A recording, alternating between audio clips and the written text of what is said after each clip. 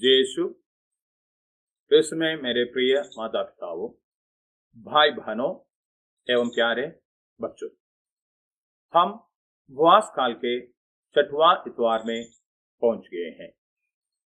आज के सुसमाचार संत योहन का सुसमाचार अध्याय 10 वाक्यांश 11 से 18 तक है।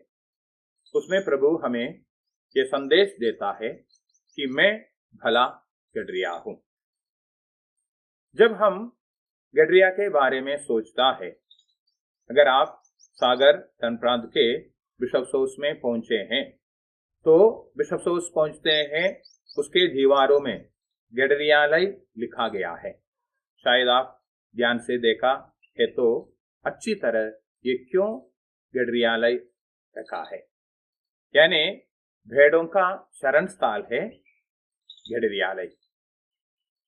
और हम निर्गमन ग्रंथ में अध्याय 3 वाक्यांश 14 में जब ईश्वर अपना पहचान मूसा को देते हैं, वह कहते हैं मैं हूं, यानी ईश्वर का नाम मैं हूं से जाना जाता है।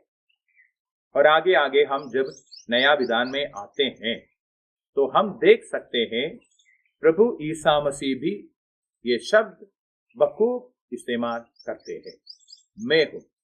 7 बार हम प्रभु ईसा मसीह के मुंह से ये शब्द और अपना पहचान देते हुए हम देख सकते हैं।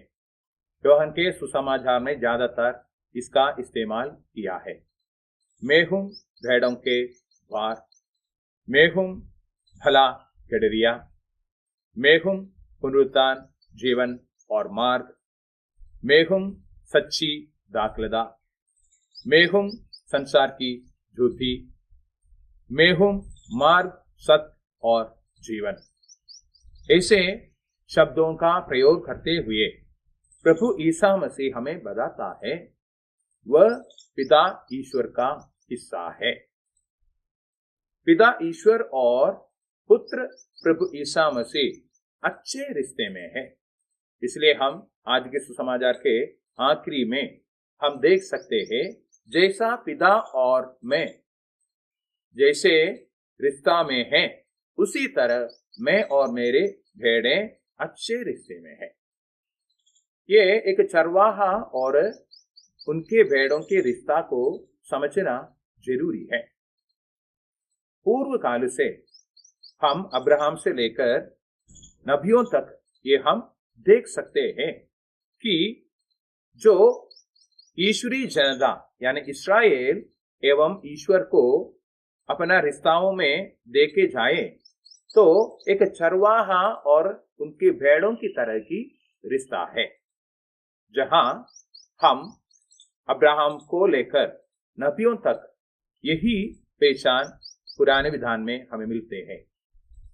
कम से कम 8 बार चरवाहों का या चरवाहे का शब्द पुराने विधान में इस्तेमाल किया है, और नए विधान में विशेष रूप से योहन के सुसमाचार में 5 बार प्रभु ईसा मसीह चरवाहा का प्रयोग करते हैं। एक सच्चा चरवाहा का पहचान और जो किराए पे भेड़ों को देखभाल करते हैं, उसकी तुलना में हमें समझना चाहिए। प्रभु कहते हैं मैं भला गडरिया हूं और मैं अपनी भेड़ों के लिए अपनी जिंदगी प्रदान करता हूं। चरवाहा शब्द बहुत बार हम सुसमाचार में देख सकते हैं, लेकिन एक ही बार भला गडरिया का या भला चरवाहा का शब्द देख सकते हैं। वो प्रभु ईसा मसीह अपने बारे में बताता है। ये फर्क क्या है, चरवाहा और भला चरवाहा? भला चरवाहा अपनी जिंदगी अपनी भेड़ों के लिए देते हैं। हम इस उपवास काल में प्रभु ईसा मसीह का दुख तकलीफ, पीड़ा सहन, मरण एवं पुनरुत्थान के बारे में मनन चिंतन करते आ रहे हैं। हमें मालूम है प्रभु ईसा मसीह पिता ईश्वर की उस मुक्ति योजना को पूरा करने के लिए स्वर्ग को त्याग कर एक निरे इंसान बनकर हमारे बीच रहकर पापों के लिए, उनके प्रायश्चित के लिए अपनी जान क्रूस पर दे दिया है और वह तीसरे दिन पुनरुत्थित होकर मृत्यु को पराजय करते हमें वही स्वर्गराज वापस दिया है। हम इस समय पे सही चरवाहों को पहचानना चाहिए। हमारे लिए हमारे संत पापा, बिशपगण, फादरगण, सिस्टरगण, माता पिता, अध्यापक, बड़े, हर कोई हमारे लिए चरवाहों की तरह होना है। अगर एक चरवाहे की जिंदगी हमारी जिंदगी में उनके गुण को हम उतारते हैं तो हम प्रभु ईसा मसीह की तरह दूसरों के लिए अपनी जान देने के लिए तैयार होता है। चरवाहों का कुछ गुण इस प्रकार है। वह भेड़ों को जानता है। हर एक चरवाहा अपने भेड़ों को नाम से पुकारा जाता है और भेड़ उनकी आवाज सुनकर उनके पीछे जाते हैं। आज के सुसमाचार के अध्याय 10 वाक्यांश 13 में हम पढ़ सकते हैं कि वह कैसे उन भेड़ों को नाम से पुकारते हैं। और इस अध्याय का शुरुआत अध्याय 10 वाक्यांश 3 में हम पढ़ सकते हैं, मेरी भेड़ें मेरी आवाज पहचान कर मेरे पीछे चले आते हैं। यानी एक चरवाहा मार्गदर्शक होना है जो रास्ता जानते हैं, मकसद जानते हैं, लक्ष्य जानते हैं। उस मंजिल तक पहुंचाने के लिए, हमें ले जाने के लिए वह मार्गदर्शक बनता है। हर एक नेता, हर एक पल्ली पुरोहित, हर एक माँ बाप हमारे बच्चों के लिए, हमारे प्रजा के लिए, हमारे लोगों के लिए मार्गदर्शक बनना है ताकि हम सही जगह पर पहुंच सकते हैं। दूसरा गुण, वह भेड़ों की आवाज पहचानते हैं। हर एक भेड़ों को अपना अपना नाम देकर उनका आवाज पहचानते हैं। यानी इसका मतलब यह है कि भेड़ों की हालत क्या है वह जानना एक चरवाहा के लिए जरूरी है। उनका दुख दर्द, उनकी तकलीफों को, उनकी आशाओं को, उनकी सपनाओं को पहचानना एक सही चरवाहा का पहचान है। हम हमारे राज्य में, विश्व में ऐसे कई लोगों को देख सकते हैं जो स्वार्थी है।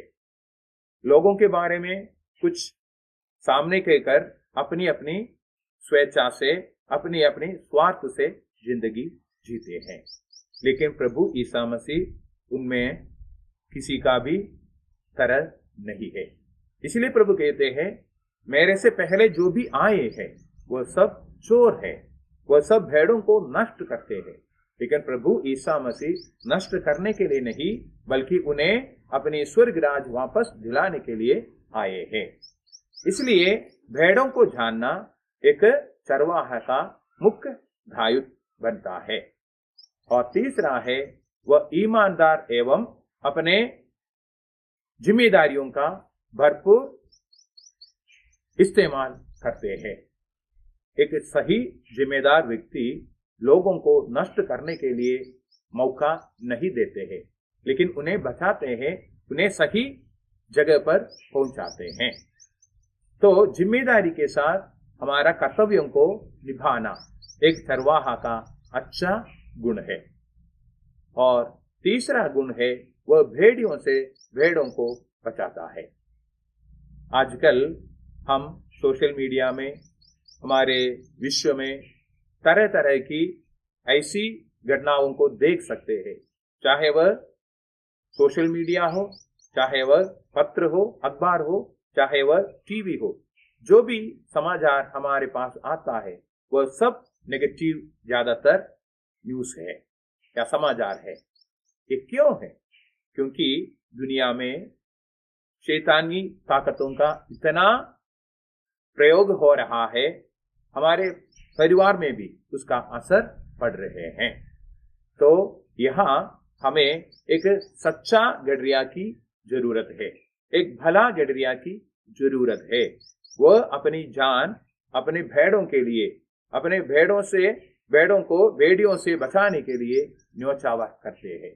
प्रभु ईसा मसीह सिर्फ बात नहीं कहा, लेकिन बात के अनुसार वह अपनी जिंदगी में जो वो कहा है वह पूरा करके दिखाया है। शैतान को पराजय करने के लिए, हमें स्वर्गराज देने के लिए वह अपने आप को न्योछावर कर दिया।